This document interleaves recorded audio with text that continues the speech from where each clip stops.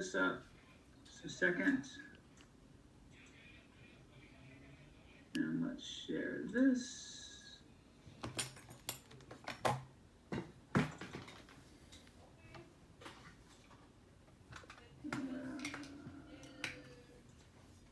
Oh.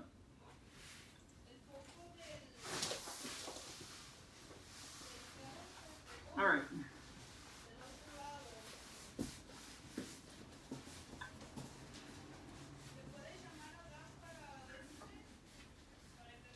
So do you finally see the screen?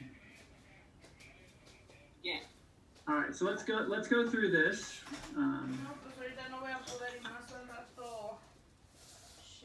right.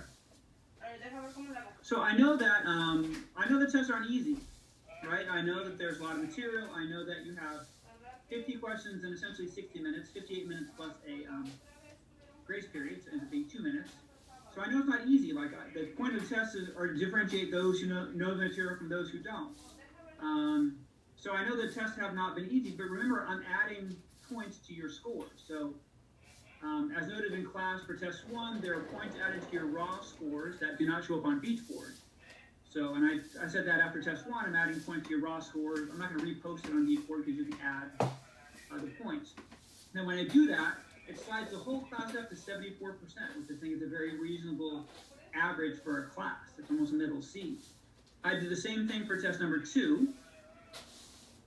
For test number 2, I added points to your raw scores that do not show up on Beachboard, and when I did that, it raised the entire class average to almost a middle C, which is very fair for class average for a test.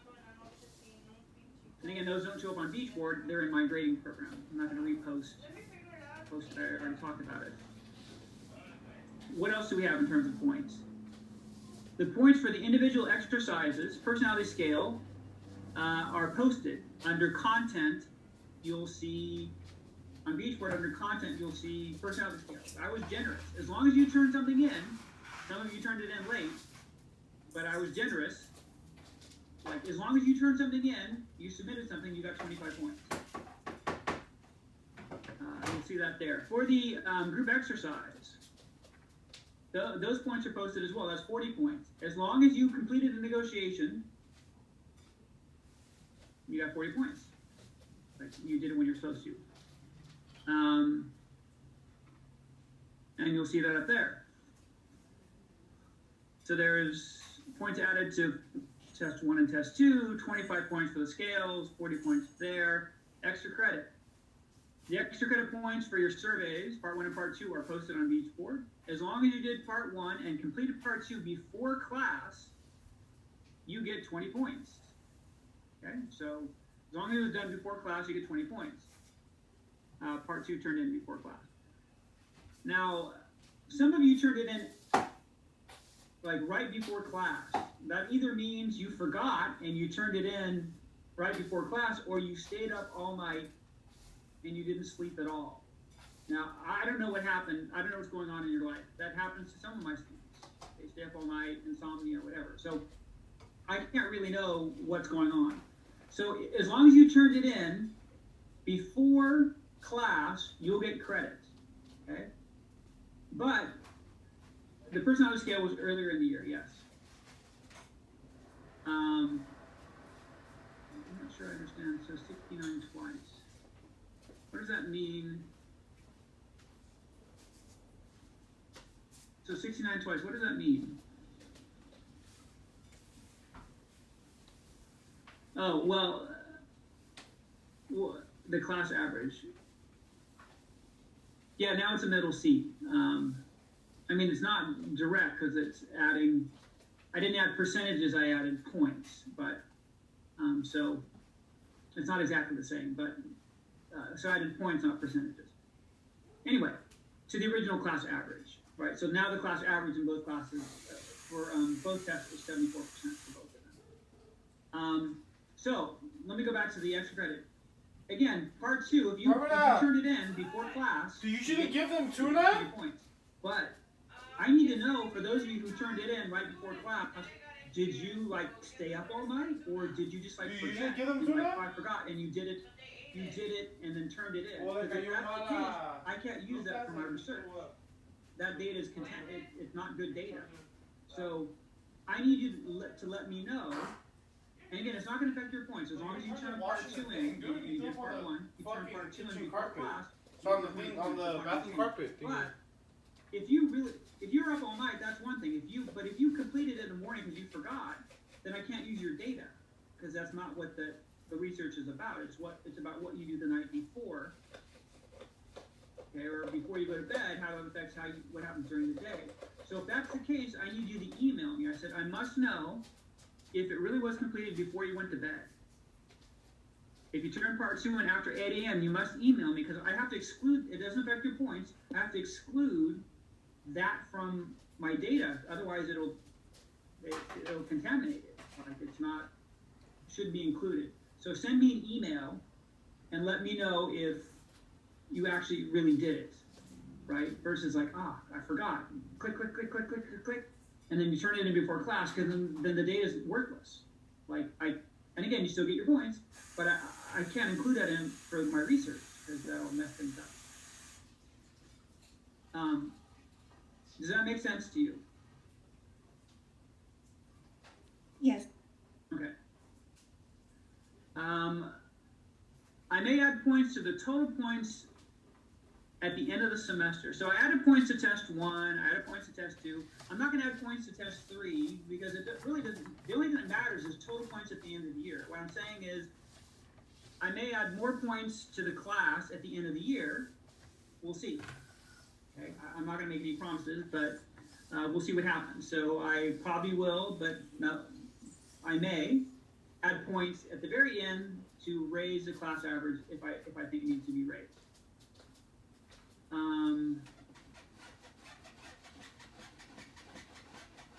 And then finally, you should check to make sure your scores are accurate. Everything on Beachboard under content should be there. So make sure that everything is there.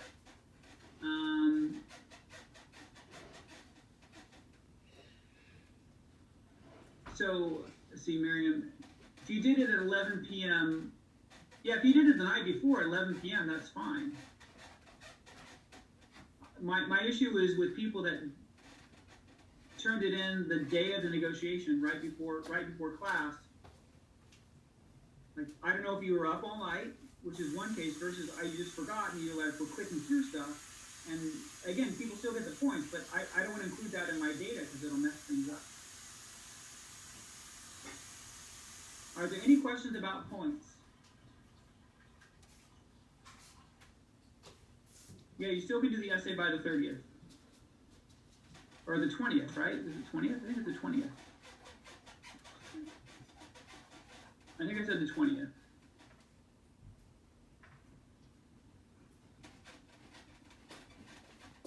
See, look, huh? Stop share and check, so.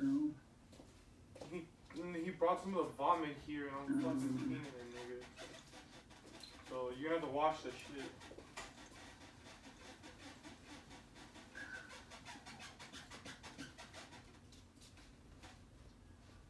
It's gonna take a second. I'm gonna have to go into my program and check.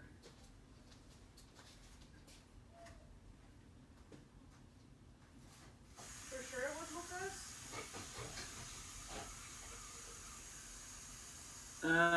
Oh no, you're right. It's on 11:30, so not 11:20, but 11:30. So yeah, so that's still be due on 11:30. Well, no, the extra credit.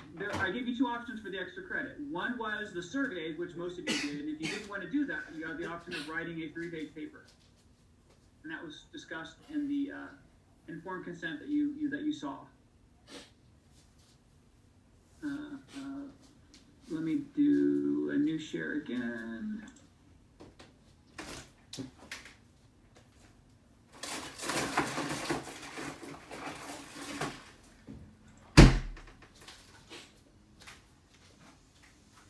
Hold on here.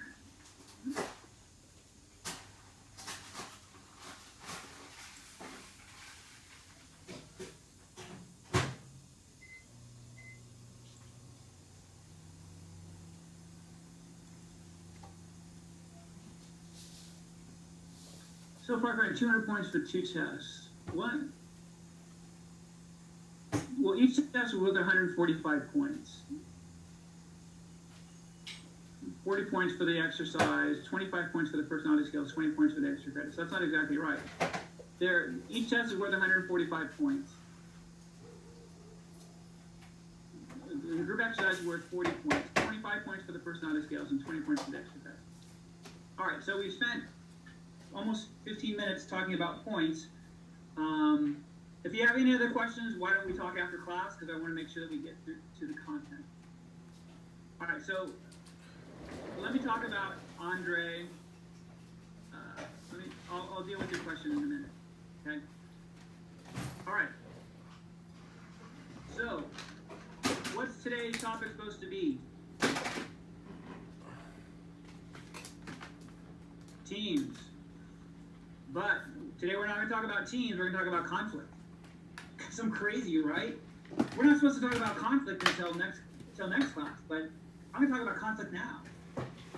So next class we'll finish teams. Today we're going to talk about conflict because you had a conflict. Last class you had a conflict. So what we're going to do is talk. So now when you read the conflict chapter, now you have something to think about because you had a conflict last class, and now you have another thing to think about when you think about conflict and when you do your reading. All right. So first of all, how did you like the group exercise?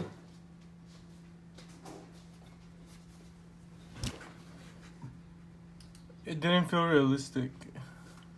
Didn't feel realistic? It didn't feel realistic. I mean, the whole process was good, but the whole not being able to actually communicate with a person like face to face was the hard part.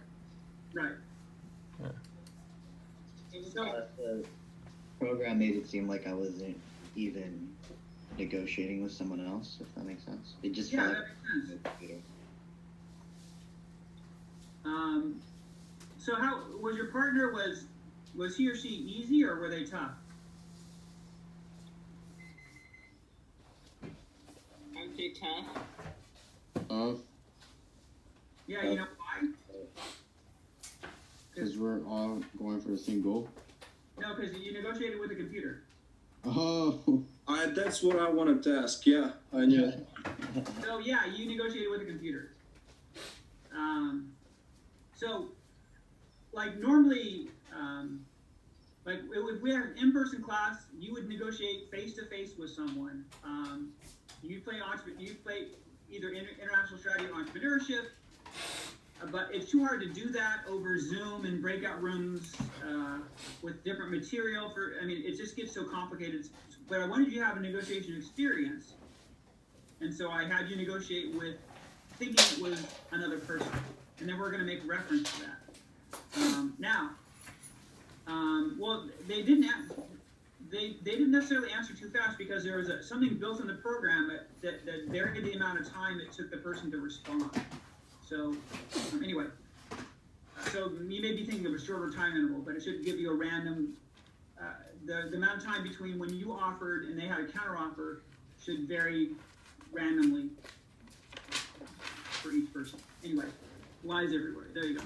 Anyway, so the point is this. If you get your MBA, some of you will, the most popular course for MBAs for graduate school is negotiation. And what you do, and what I was going to have you do, is negotiate role play. And if you get your MBA, that's what you're going to do. You're going to do role play negotiations throughout the entire semester. But we obviously can't do that. This is a class not on negotiation, but it's a class on organizational behavior. But anyway, it's fun. Like that's why it's useful and it's a fun thing to do. So, all right, let's talk about. Let's get into it. There are two basic outcomes in negotiation. You can get an agreement or an impasse. Now, obviously, your program stopped after 4 rounds. Okay, because you negotiate. So I did it on purpose. I had you stop after 4 rounds. But when we do this in class, and I go around the room and you're done, I say who got a deal. Some of you would do deals, and this is live in-person negotiation. Some of you wouldn't. Now, sometimes the people who got deals, look at those who got impasses, like, they didn't get a deal. Now, the problem, sometimes people don't get deals because they don't do a good job. Sometimes they get deals, sometimes they don't get deals because they shouldn't. Sometimes if I go around the room and ask you what deal you got, you're like, I got a deal. I'm like, great, what was it? And you're like, it's 27. What? It's a 27. Like, that was a horrible deal. Like, you accepted a deal that you shouldn't. And you didn't get a chance to do that. I'm sure you wouldn't. But we are biased. We have a bias towards reaching agreement, even when we shouldn't. And in negotiation, this is called the agreement bias. It's the tendency for inexperienced negotiators to accept deals that they should not. Really? So we have a bias, a tendency to accept deals that we shouldn't. People don't like to walk away with nothing. All the time and effort that you spend, and you think real negotiation, you're going to spend a lot of time and effort. People don't like to walk away without nothing. That happens with our MBAs, but it's more common with undergraduates. People that typically have less experience than, let's say, an MBA. But obviously not necessarily, but generally. So you need to be careful about this bias. Sometimes the best deal for you is to walk away from the table. Okay? Just because you're in a negotiation doesn't mean you should come to a deal. Sometimes the best deal is no deal. If you're buying a car, should you be prepared to walk out of the dealership? Yes. Yes, right? I mean, do you know how many car dealerships there are in Southern California? You know how many options you have for buying a car? Oh, Professor, I have actually a good example from this weekend if you want to hear it. Sure. Which is no deal. They wanted to charge me 13% on a used car. At the end, put it this way, the car was market value $27,000. At the end of the loan, even I could have paid it faster, but they wanted to get me into a $45,000 like basically like after everything, right? Right. It was $45,000 for a used car. It's cheaper to buy the car new. So that was like the best deal was me walking away, and they were like, da-da-da-da. They're like trying to give me the whole like, high sales pressure tactics. I'm like, dude, like, come on. Right. And again, like, you did the right thing. Yeah. Like, unless you're looking for some one-off car that like some rare collector car that, some car that everyone wants. You're buying a car in Southern California. You have so many options. Options give you power. The ability to walk away gives you power. You have what they want, money, right? So, and there are a lot of options. A lot of places you can go to buy a car. And a lot of ways to buy cars these days. So, we have to be careful about the agreement bias. It's a bias that we have, and we have to be prepared to walk away from the table. All right. Let's say that you had to, one of you just did. Let's say you had to go buy a car from a car dealership. How would you feel about it?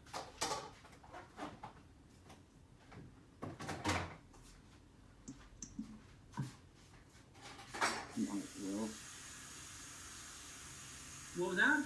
I wouldn't feel well about doing it. No, not well. So, how you feel about it? So some of you would feel good. Some of you said not well. So how our reaction to it stems a lot from how we view negotiation. So if you had to go to a car dealer and buy a car today, some of you I already feel stressed thinking about it. I think it also depends on how much research you've done. So how much knowledge do you have? So if you're going to go buy a car, did you look up car prices? Did you compare? Did you do any research? You got to do that type of homework first too in order to build confidence. Exactly. Okay, so let's look at this. So if you've done your research, so I know about cars, I know about sales tactics, I know what to expect, then I might see that I'm up to it. So I might see that my abilities are greater than the demand. Okay, so if I've done my research, I might feel energized about it. However, if I see my abilities as less than the demands, like I don't know a lot about cars, they're experts, I have no horrible financing or no financing or whatever, if I see my abilities as less than the demands, I'm likely to see negotiations as a threat. So my reaction to it stems from how I view my abilities and the demands of the negotiation. You had questions on the questionnaire that you filled out before your negotiation.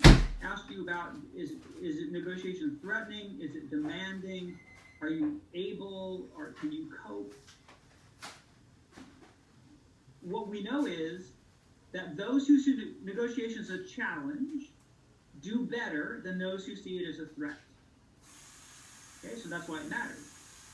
If you view negotiations as a challenge, you're likely to do better than if you view it as a threat. And you might say, well, what if people have different abilities? We've done research where we have people with the same negotiation ability, and we manipulate their perceptions of challenge threat, and challenge people still outperform threat people. So how you view negotiation is important, because your view has a large impact on the outcomes. So what? Well, this is why we're talking about it. This is why you need to work on your negotiation skills and abilities, because the more I know about negotiation, the more I research, the more I read books, take classes or whatever, the more likely I'm likely to see negotiations as a challenge, and I'm likely to do better. And that's what we're going to try to do today. Obviously, you get one class on negotiation where you should be taking you should take a whole semester on. You can if you get your MBA, and read books on it. So what we're going to try to do is increase your self-efficacy just a little bit. I'd like to increase it a lot, but we probably can't do that in one class. So we're going to try to increase your self-efficacy.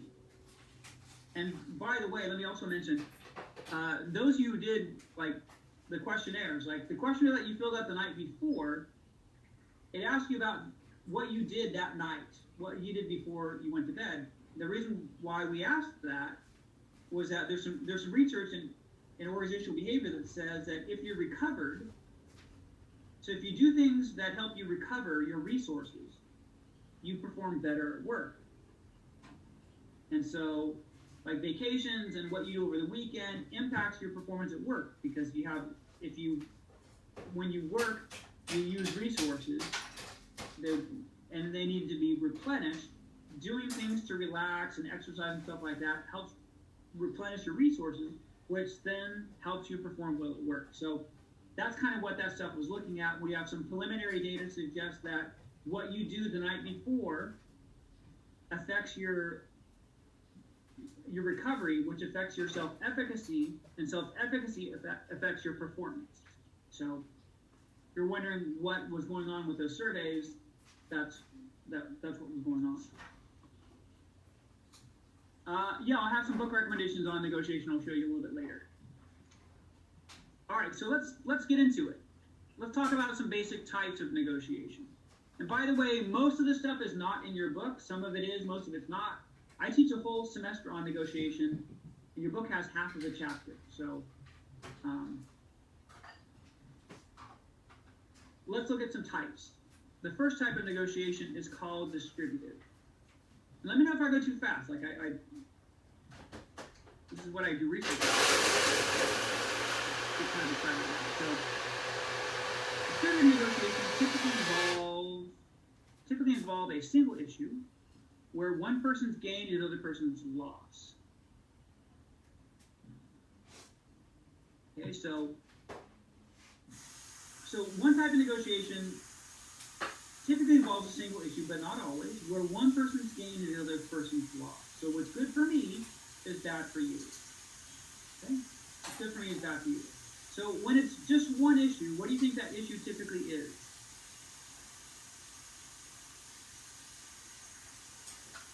Or what's good for me is bad for you?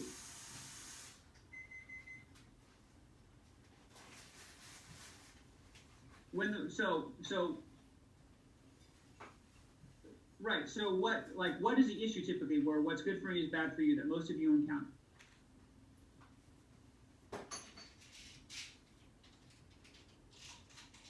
Money, right? Do you want more money or less money? Like you want more money. So money typically is how much you want to pay less for stuff, right? there's not always a loser for each deal. Actually, sometimes there can be two winners. But anyway, it depends on the type of negotiation. So this is what most people think about when they think about negotiation. They think about kind of a negotiating over money. Okay. Now, this view of negotiation, that it's a fixed resource. Some people talk about the idea that it's a fixed pie. Like distributed negotiation, they see it like a fixed pie. And when I think about fixed pie, I think about what's coming up, which is next week is Thanksgiving. Now, unfortunately, it's not going to be like our normal Thanksgiving because of the global pandemic, and who knows what's going to happen. I don't know what you're going to do for Thanksgiving, but Thanksgiving makes me think of one thing: pie. Now, I know you're probably getting hungry already. Anyway, so let me tell you a little about my background. So, my family celebrates Thanksgiving, which I think probably most of yours do, and you have to have it somewhere. So my family was always a host family. So people would come to my mom and dad's house, and we would have Thanksgiving. And we would have the traditional parents' table, kids' table, and actually we had another table because my brother and I had to be segregated from the other children because I was hyperactive and kind of a mess. So we were segregated from other kids. Is that enough time on this slide? Yeah. Yes, thank you. Anyway, so the meal's over. My mom would come by our table and drop off a pie. Now she only did this like once a year. Wasn't like, yeah, pie for breakfast. Like she made sure we ate our food, but it's a holiday. She's busy. There are lots of things to do. So she would drop off a pie and then leave. And then the negotiation began. So you didn't get the slide from before? Miriam, did you need the slide again?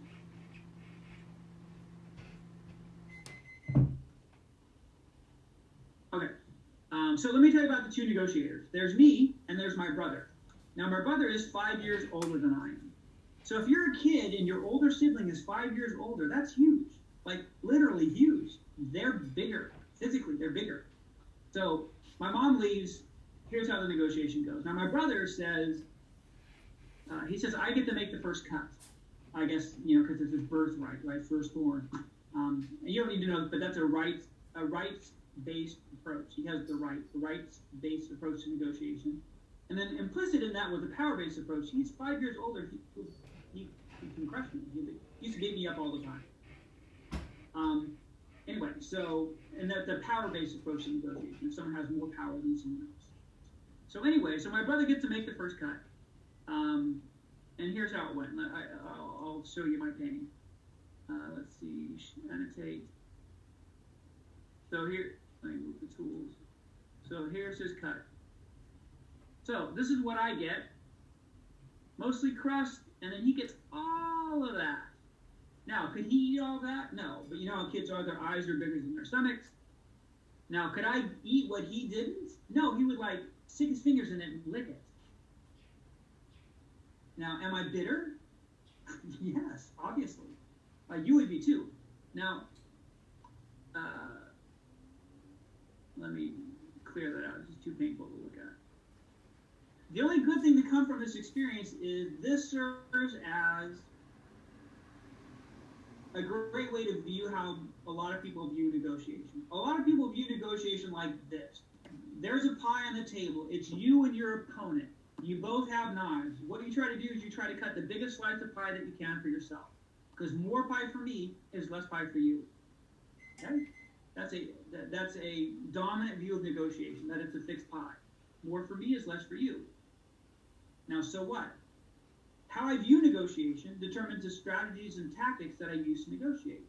If I see it as a fixed pie, I might be aggressive to get more pie for myself, or I might try to use tricky tactics.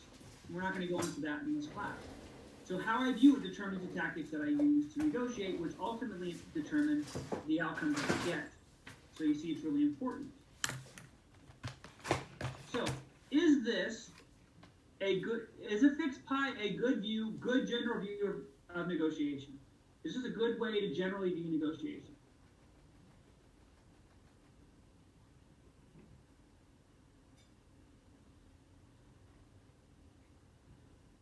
So some people think so. So negotiations are basically like this, a fixed pie. Okay, let me ask you this. Do most negotiations involve one issue or multiple issues? Multiple. Multiple issues. And can there be issues where I feel strongly about it and you don't feel strongly about it? Yes. So that means if it's a big deal to you, not a big deal to me, maybe we can make some trade-offs. So this view that it's a fixed pie ends up falling apart. Some negotiations are a fixed pie. Some negotiations aren't a fixed pie. Okay, so the problem that people have is they see everything like a fixed pie. And that's called, not surprisingly, the fixed pie error. Can it be like one brother really likes turkey and the other one likes pumpkin pie, and so they trade more for Right, right. So they could do that. If I really love turkey and my brother really liked pie, I would say, give me all your turkey, and you can have the whole pie. Yeah. So we'll actually get into that. That's a good point. We'll get into that in a little bit. But the point I want to make here is a lot of people view negotiation as a fixed pie. What's good for me is bad for you. And the problem is, that's a fixed pie error. Some negotiations aren't like that. But people treat every negotiation like it's a fixed pie. And some negotiations are not that way, and it leads you to get a deal that's not as good as you can get for yourself. So the fixed pie error is a view that everything is win-lose. What's good for me is bad for you. And that's not a good view, because it's not healthy, because not all negotiations are that way. So here is Harvard Law School Program of Negotiation, which is one of the most well-known in the country. September 24, 2020 says, I'll read you the last line. You can read it later. The mythical fixed pie mindset leads us to interpret the most competitive situations as purely win-lose. That's what we just went over. The fixed pie is that everything is win-lose. What's good for me is bad for you.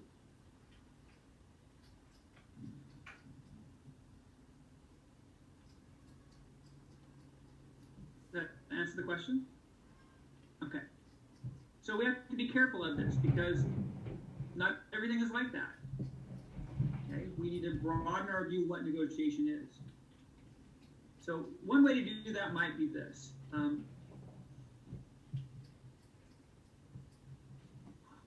What is that? An orange. Very good. So Thank you. imagine that we could be in person. Okay, thank you for being more specific. Imagine we're in person, and I show up to class and I say, with a big box of oranges, and I say, all right, you're going to negotiate for an orange, and I pair you up with someone that you don't know, and I send you off into a room you have one orange, and I say, you have 10 minutes to negotiate over the orange. You're both supposed to get as much as you can for your side. Go. And I have you go and negotiate, and then I have you come back, and then on the whiteboard, I write down all the agreements. Now, if I did that, what do you think the most common solution would be to this negotiation? Get half, you get half. Right.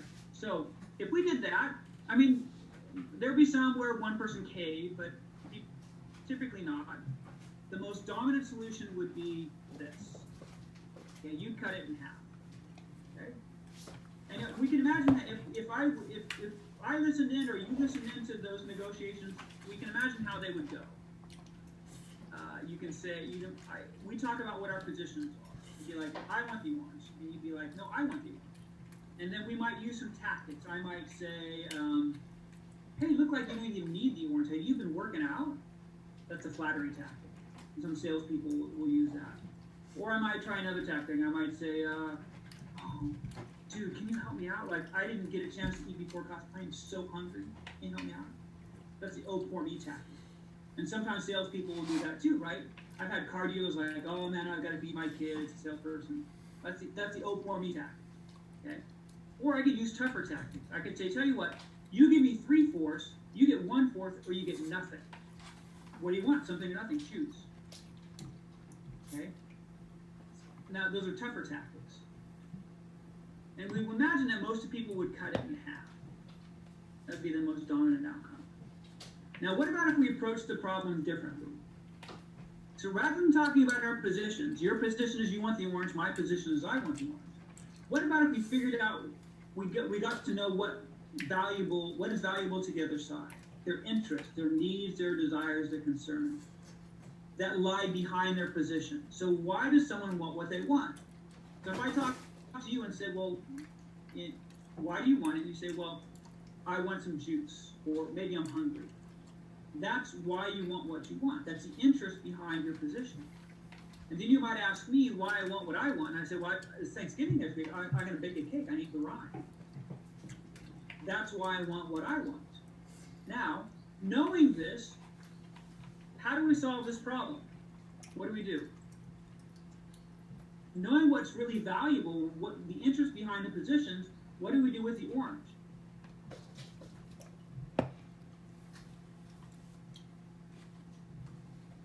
Que debemos hacer? Whatever. What should we do?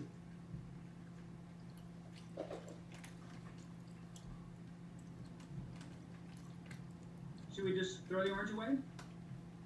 Squash it? Peel it, right? This is what we should do. We peel the orange. That way you get all the fleshy part for your juice. I get all the rind for my cake. That's win-win. Okay? So cutting something in half, that's not win-win.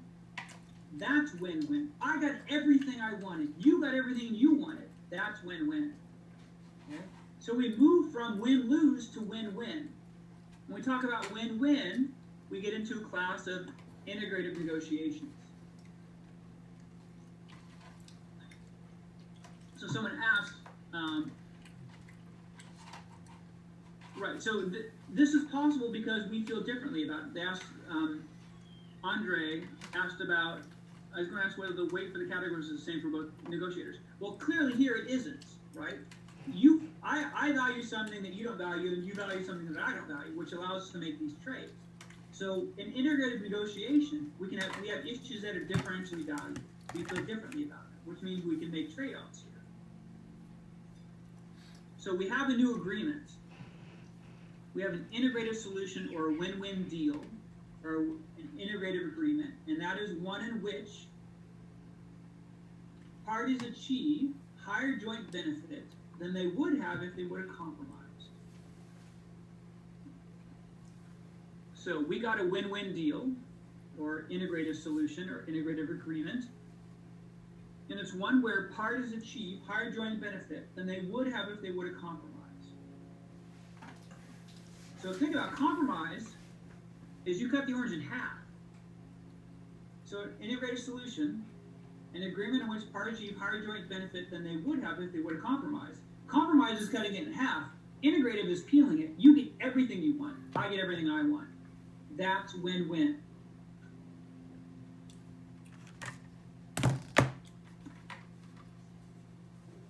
All right. Do you understand the orange example? Yeah. Okay, now you might be like, so what? Who cares? Hey, if I'm negotiating a deal with Sunkist, I'll give you a call. Like, who cares? Well, what you should care because it's very powerful. What's powerful is the idea behind it. Okay, so let's take world conflict. So here is, we'll talk about the Egyptian-Israeli Peace Treaty 1978, which I'm sure you have no idea what that is. Some of you might, but Egypt and Israel were at odds over the Sinai Peninsula. Their positions were in direct opposition. Israel said, we want to keep it. Egypt said, we want it back. So positions directly opposite. And time again, they drew different boundary lines for the territory and passed it across the bargaining table, and it didn't go anywhere. So how did they solve the conflict? They solved the conflict by this. They had to figure out what was important to the other side. So, what was driving each side? So, Israel's primary interest lied with security. They didn't want tanks on their border ready to cross at any moment. That's why they wanted what they wanted. Egypt's primary interest lied with sovereignty. They wanted the land that had been there since the time of Pharaoh's back. So given what each side wanted, what they did was it went back, the territory went, the Sinai Peninsula went back to Egypt, but they made a large portion of it a demilitarized zone. That allowed Egypt to meet its primary interest and Israel to meet its primary interest. World conflict solved with this idea. So, anyway, pretty cool.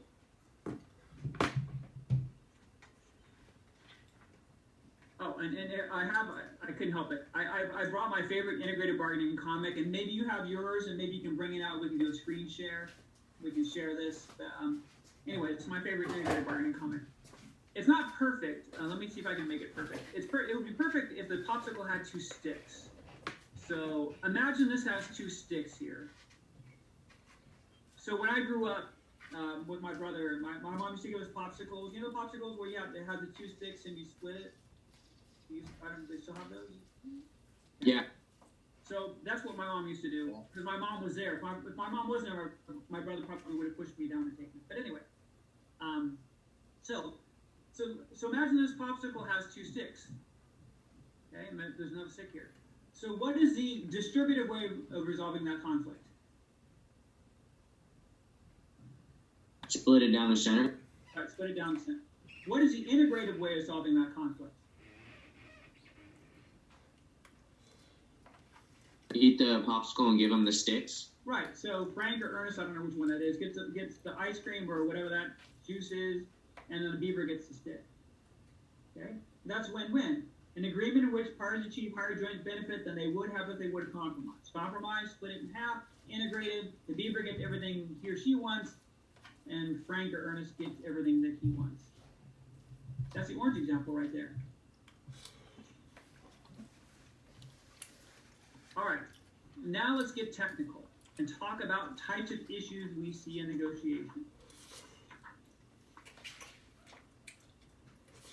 So, the first types of issues that we need to discuss are ones that should be familiar to us. They're called distributive issues. And they're issues where one side's gain is the other side's loss. So issues where, like a fixed pie, what's good for me is bad for you.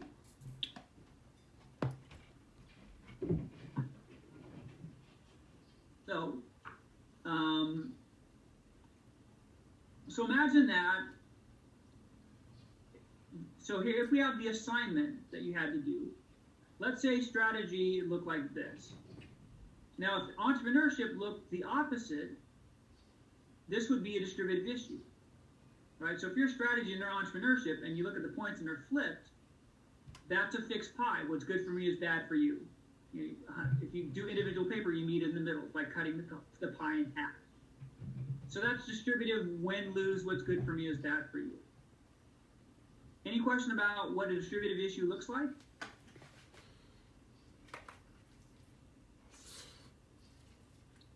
Yes, you have a question about what it looks like? Or no, you do not have a question? Okay. Now, so when you were prepping, you saw that there are points. And some of you probably like, oh, that's fake. That's artificial. Who does that?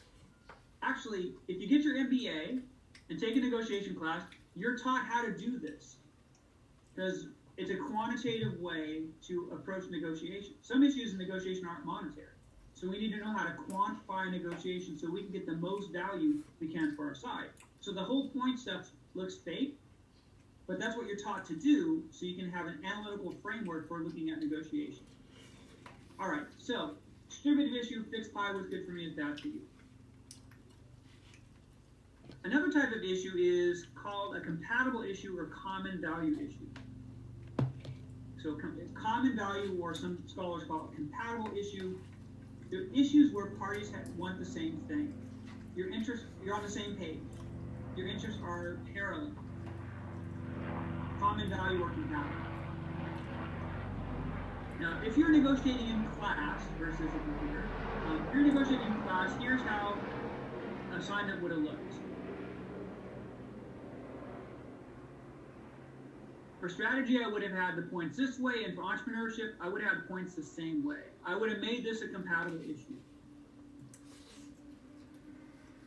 Now, does it make sense that both strategy and entrepreneurship would want journal as their number one thing? Is that reasonable?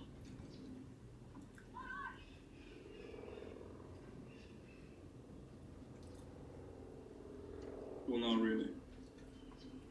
So, does it make sense that strategy could want to do journal and entrepreneurship could want to do journal? Yeah. Yeah, it can happen that way, right? That makes sense. Like, the company could want you in the New York office, and you could want to be in Manhattan. Like, there are compatible issues or common value issues. The problem is that once we say negotiation, people think, you're my opponent, and I'm battling you, and you want the opposite of what I want. So you say negotiation, people value stuff the way I do, and they want the opposite. Okay? And that's not true. Okay? We're different from one another. We study human motivation, and we know that we value things differently. So you can't assume that you have to find out what people value, what's important to them. You can't assume. You have to do your research and ask. So here's the problem. Now, I could have given you this like this, okay? I could have made assignment a common value issue or compatible issue. And what I know from research, and I know from research in general, and research in this class, that 20% of the time, people settle at group paper or individual paper. And again, if I gave you this as a common value issue, and you negotiated, 20% of the time, people settle at group paper, individual paper. All right, so now why? Why do you think that happens?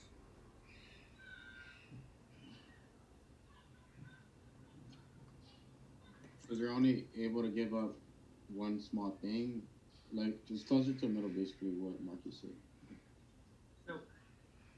So the people, why would people settle here? Okay, so right, they may just give up a little bit. But hang on 1 second here.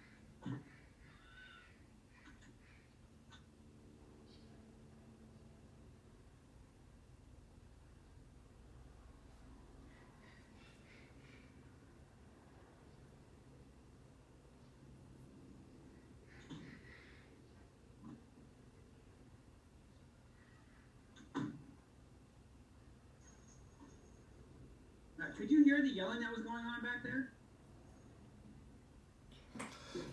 Yeah, sorry about that. I have 3 kids under 10, so they. Oh, I thought you were gonna use it as an example or something. No, that was actually just me having to tell them to be quiet. I can't trust you no sorry, more. I apologize for that. Anyway, so 20% of the time people settle at individual paper or group paper. Why? One of the is that you assume that it looks like this. You assume that it's distributive. It's win-lose.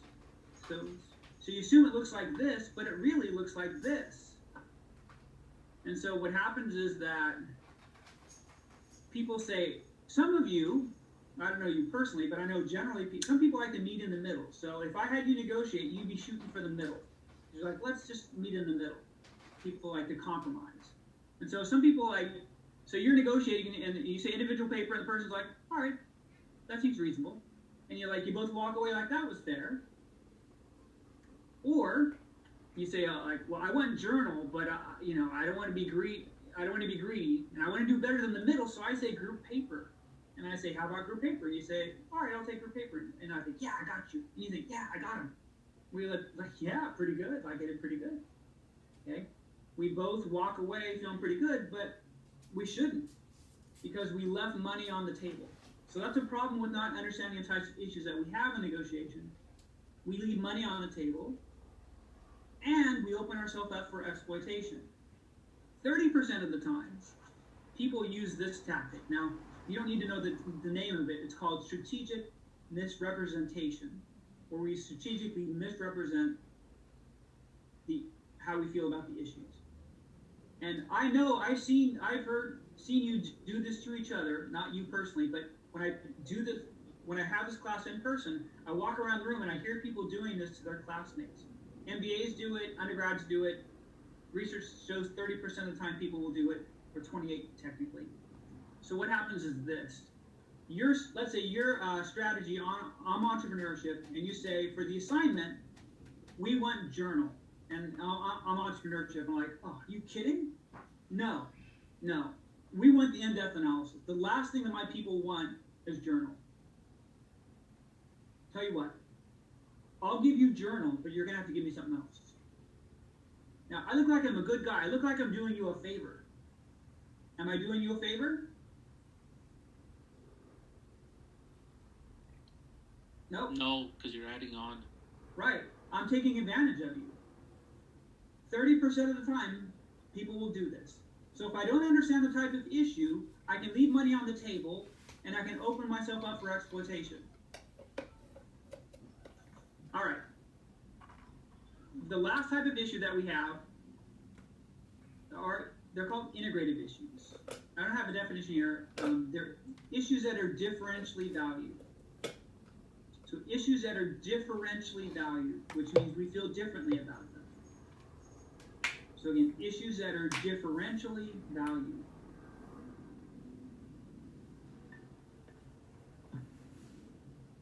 So we feel differently about it. What do we learn about human motivation? Do we value things the same way? Like Bloom's expectancy theory. No, we don't. We said employees have different balances for outcomes. We feel differently about things. Time away from home, big deal for some of you, not a big deal for others. Moving expenses. If you're negotiating a job and you get it's on the East Coast, like how much of your moving expenses do you want covered? Some of you, it's a big deal. Like you have like great furniture, like you like walking in the Crate and Barrel when you walk into your apartment. And some of you, you're like, moving expenses, I just need a knife, and you stick a knife in your couch, like everything's inflatable. Like, here's my apartment. You don't care about moving expenses. So you can feel differently than a classmate can feel about moving expenses. Health insurance, obviously expensive for companies, are the reasons that you may not care about health insurance where someone else might.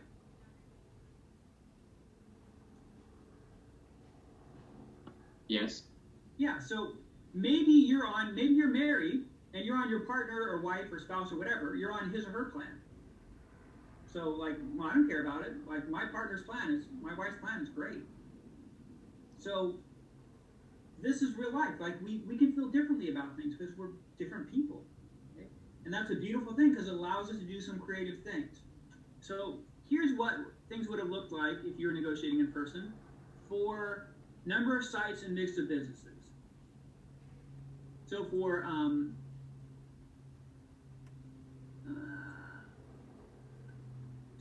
obviously for number of sites, strategy cares a lot about it. You can see a lot of heavy points here. Entrepreneurship, they don't care a lot about it. Not a big deal for them. However, for mix of businesses, it's reversed. Strategy doesn't really care a lot about mix of businesses. They care a lot. Entrepreneurship cares a lot about it. It's a big deal for them for what they want. So you can see these issues are differentially valued. Number of sites, strategy cares a lot about it, entrepreneurship not so much, and it's reversed for mix of businesses. Now, so what? Well, what's a good negotiator going to do when he or she sees issues like this? How about this? What about if we go 9 sites, mix C?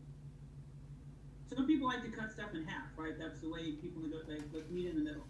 So if we did 9 sites and mix C, how many points would that give strategy? 280. 280, okay? So both sides would get 280. Is that what a good negotiator is going to do if he or she sees these types of issues?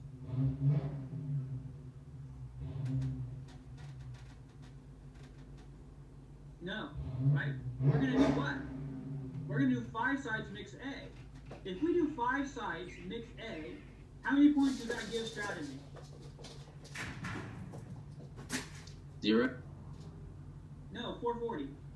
5 sites and mix A. Right, 0 for one, but 440 for the other. So, right, that's right. That's perfect optimization. So if we do 5 sites mix A, that gives strategy 440. That gives entrepreneurship 440. That's win-win. Remember the definition of win-win: an agreement in which parties achieve higher joint benefit than they would have if they would have compromised.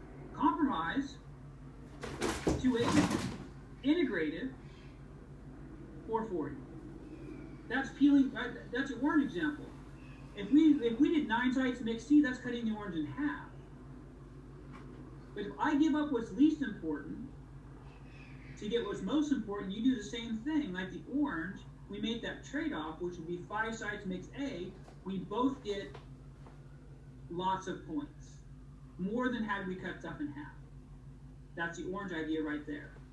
Now that the technical name for this trade-off, if you do negotiation research, is called log rolling. So it's like the orange example, but it's fancy talk. So what happens in log rolling, again, it's like the orange example. Each party concedes, so they give in on issues that are not important to them and high priority to the other side. Both sides do that.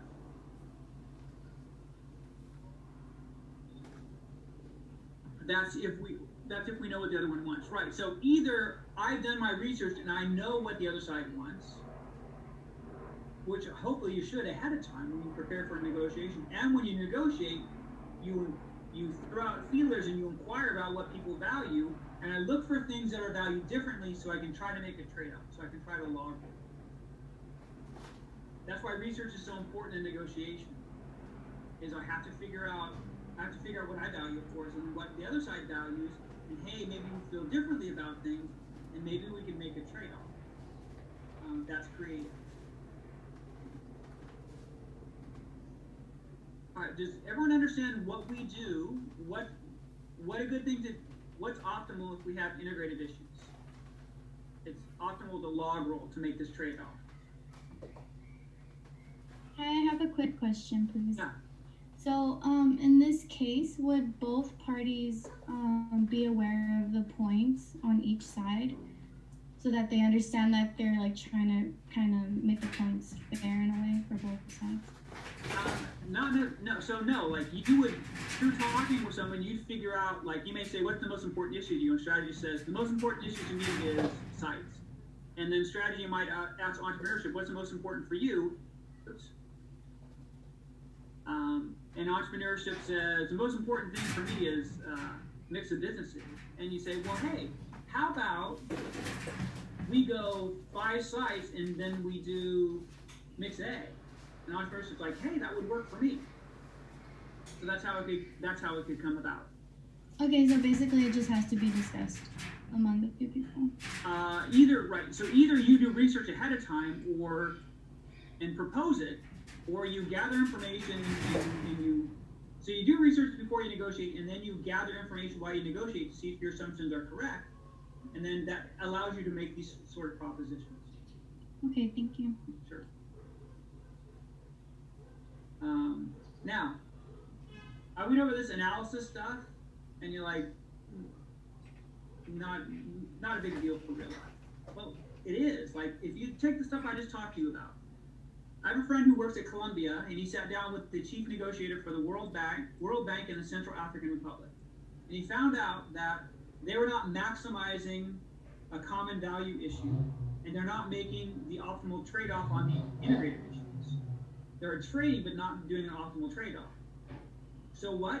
He saved them hundreds of millions of dollars by applying this type of analysis. Which, to me, hundreds of millions is a lot to me, but I don't know. So it's pretty powerful stuff. So, how do we get to win-win? And someone asked about a book. Here is one of the best-selling books on negotiation. Getting to Yes. Okay, most MBAs read it. When I teach negotiation, I have my MBA students read it after class. It's one of the books they read after class. over 20 different languages, millions and millions and millions of copies sold. It's a really good, easy read on integrative win-win bargaining. You're probably not going to read it. Some of you might, should. But let me go through the main points of the book. So here's what they say in this book. They say, separate people from the problem. They say, when you negotiate, they say, be hard on the problem, be soft on people.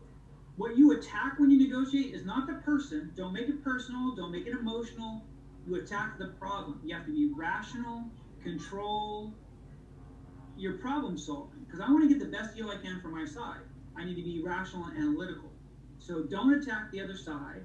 Attack the problem. Okay? Be rational. It's easier said than done, right? Someone makes you mad, and you may lose it. But we have to be professional and be as rational and attack the problem, not the other side. They also say to focus on interests and not positions.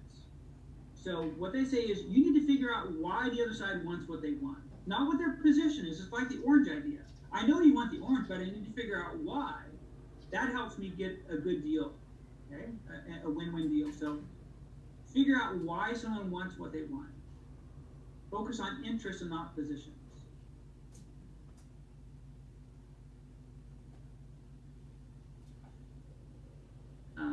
Let's see. Invent options for mutual gain. So they say you've got to be creative. So look for, maybe there's a common value issue that you're not maximizing, like my friend at Columbia with the World Bank and the Central African Republic. Look for integrative agreements. So maybe there's something, maybe you're negotiating with another company, and maybe there's something that may not be a big deal to your company, but it may be a big deal to the other side. And so maybe you can make a trade-off. So you need to be looking for these types of trade-offs, these things that are valued differently that you might package together, where your side can get more value, and at the same time, they can get more value as well. That's what they're talking about here. And the final thing that they say is insist on using objective criteria.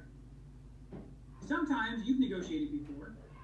Sometimes people come up with crazy offers, right? Crazy high or crazy low, because they're trying to anchor the negotiation in their favor. And what they say is, all right, in this situation, there are a number of things you can do. Do your research. So know what comps are, market value, past practice, custom law, whatever context you're talking about. So if you know how much something normally costs, then you can bring them back to reality. Like say, well, here are the comps for this. Here's market value. Like here's how much this normally costs. So you can kind of bring them back to reality and maybe even re-anchor the negotiation in your favor. So do your research. Know what comps are, market value, past practice, those types of things. It shows someone that you can't be exploited. All right. So, great book on negotiation. It doesn't tell you about tricky tactics and hard bargaining. It talks about win-win negotiation.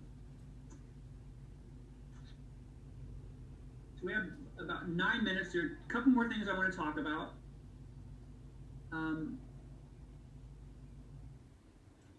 In your book, I just took a picture of your book and uploaded it here. So this is Exhibit 13.5. This is Pondi's Model of Organizational Conflict. Now I know you haven't read this because you would have read it. You need to have read ahead, which is not going to happen. But what I'm going to do is I know you don't know what these stages are, but I'm going to go through the stages, and then I'm going to ask you how we saw it in your negotiation last class. So let's go through it. The first stage is latent conflict. So right here, latent conflict. Latent conflict means the potential for conflict is present. You don't know if there's conflict. You think there might be, but you don't know. That's latent conflict. The potential for conflict is present. You don't know if there is. Maybe yes, maybe no, but there's a chance that there could be. That's latent conflict.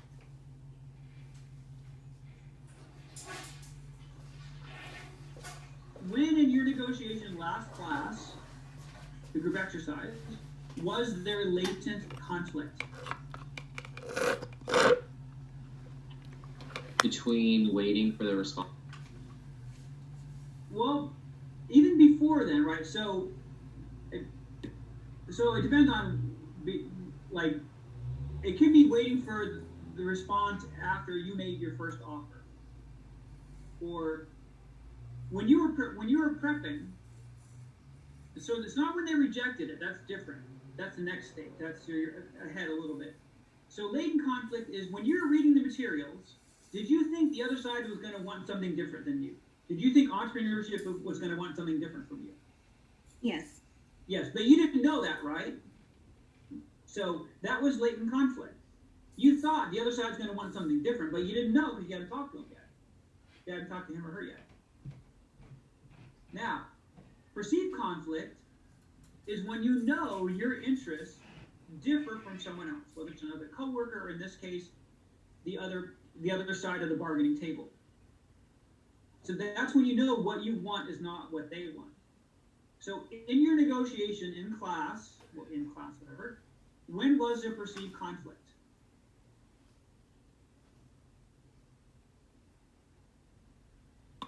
Once you got their response? Right. So you made the first offer and they came up with a really low offer. And you're like, oh, that's not good. Then that's perceived conflict. Then you knew what you wanted was very different from what the other side wanted. And I made the other side tough. So that's perceived conflict. Now, how did you start to feel did you start to get frustrated with the other side as you went through the negotiation? Yes. Yeah. I wanted you to feel frustration. I wanted you to feel something. That's felt conflict. That's another stage of conflict. You started to feel like, again, like you're only going up 10 points. Like, look what I'm doing, like, or whatever you're saying in your head or out loud. Like, right, the other person was selfish or whatever. But it's we're talking about your emotion. Like, felt conflict is the affect, the emotion that you feel. You're frustrated. You're, angry. That's felt conflict.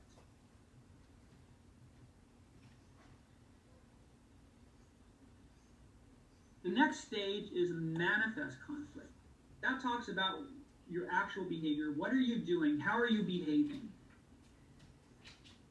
What offers are you sending? What messages are you sending? Like, I could have put some studies that have messages like, I think you're being a jerk. I didn't want to give you that message to send. But some studies have like more aggressive messages in there. But I could see what messages that you did, what offers you were making. So how I behave towards you, that's manifest conflict. And it's more than just, this was a low context, like this is a anemic environment because you didn't get to see the other side. It wasn't a rich environment. Because when we negotiate, we see how the other side behaves too. Part of manifest conflict is like nonverbal stuff. So you see me, like I use my hands a lot. And some of you that when I watch you negotiate, like in class, you need space because you're like, you use a lot of gestures. And some of you, your manifest conflict is like this. Like these subtle things, okay? It's still manifest conflict. The last stage is conflict aftermath. So in the context of what we did in class, if I had you negotiate again today with the same partner as last class, how would that go? That would be the conflict aftermath. If I gave you one negotiation and then you negotiated with the same person again. Like, well, that person was tough last time. Now I'm going to start out being tough or whatever. That's a conflict aftermath. If you have a conflict with a coworker and it's resolved, what's your relationship like afterwards? That would be the conflict aftermath. So it's not a perfect tie-in with the negotiation we did last class, but it's a pretty good tie. The last thing, we have 2 minutes. This is on page 393 in your book. I'll make one last point. This model is like the one in your book. This axis is different than that. It's switched. That's up there and that's over there. Anyway, just go with the one in your book. It talks about, it's the same idea. We have these different tactics. If you want to be good, successful, you have to know how to do all of these things. Sometimes, some situations, you need to compete. Like if I'm going to a car dealer, I'm not going to accommodate. I'm not going to give them what they want. They'll take everything, right? I'm not going to try to find win-win. Like, no, I'm going to compete. But if that's all you do is compete, that can be hard in relationships. Like if you're constantly competing with your coworkers or with people may not want to deal with you. So and sometimes at work, you just need to walk away. Sometimes you need to compromise. Like you need to develop skills in all of these areas. Not just compromising, not just collaborating. Different situations require different situations. Or different tactics, different styles. Alright, questions. So we have a minute, and I'll stay later, of course, for other questions. I'll go back to the page that has the points thing in case you came late. Can you go back to the last slide, please? Oops. Yeah.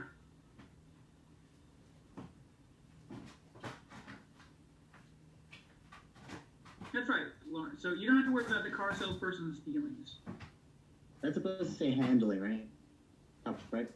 Pardon? On the top right for number 7. Thank you. Yes, it's handing.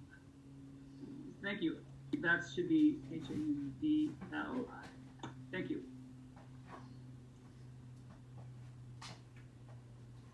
Manifest conflict is how you actually behave towards the other person. Are you aggressive? Are you passive? Are you yelling? Are you using gestures? That's how you actually behave towards the other side.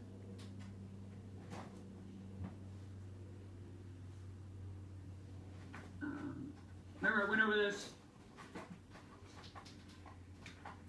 Test 1 and Test 2 have points added to the raw score that's not on beach board. This is a scale. This is what the stuff about points I went over the very first part of the class. Remember, if you turned it in after 8 a.m., you need to email me, let me know whether or not I can use your data. Like some of you just forgot, and you just like, I'll do it, and you did it. I can't know for sure, but that's fine. You still get your points, but I need to know so I can exclude it from my data, so I don't have anything messing up my data. Each point on the test is worth 2.9 points, right? So each test question is worth 50 questions is worth 149 points. 145 points. That means each question is weighted 2.9 points. Other questions? No, thank you. Appreciate you, Professor. All right, thank you. So I'll stay around for a few minutes. Otherwise, have a good weekend, and I'll see you